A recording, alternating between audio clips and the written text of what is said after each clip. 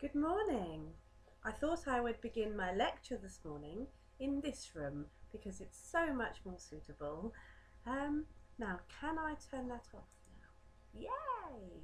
Brilliant. So today, we're not really going to be in a lecture hall. We are going to be in my dining room as usual because I want you to try an exercise today that you can do anywhere.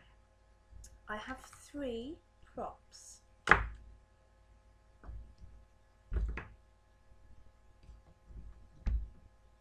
Okay, but you can use any firm wooden object that won't leave splinters,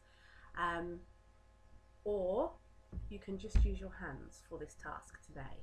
What we're going to do is we're going to learn a vocal strengthening exercise. I work with my students on this exercise in the very early days of their elocution journey so that they can build real strength in this area here, and this area here, and all of these muscles around the jaw. All of the muscles of articulation that you need to speak clearly, with strength and with conviction. Okay, so my bright idea of using these wooden objects is because most people have things like this in their house. Now let's start with the peg. The peg is quite a good size, especially for a beginner. All you have to do is this. Hold it between your teeth, and then what you have to do is try and speak. With the obstruction in the way, your voice will need to work harder and so will become stronger. It's like weightlifting for your voice. So first of all, the peg. I'm going to say a series of consonants, so I'm just going to think my way through the alphabet and try a handful of consonants, trying to make them as clear as possible with that in my mouth.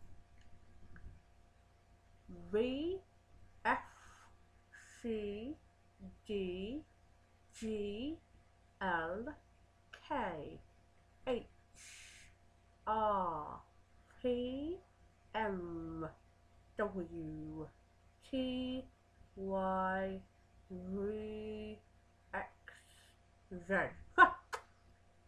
Now you may dribble on your peg. Now,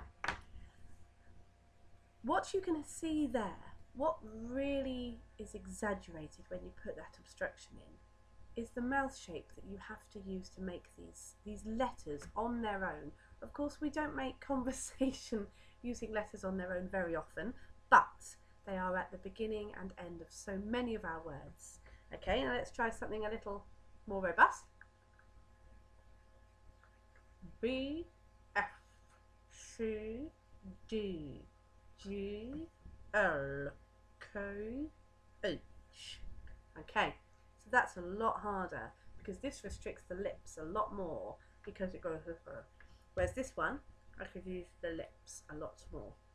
Okay, and of course you can use a spoon. It's going to have a very similar effect. I don't need to demonstrate that to you at all. So anyway, very basic objects, very simple, that you will have in your house. When you're out and about and you think, oh, I could do a voice exercise right now, but I haven't got a wooden spoon with me, what you can do is put your thumb and finger together like that. R, F, C, D, G, L, K, H, R, P. Very quickly you will become more adept at this exercise.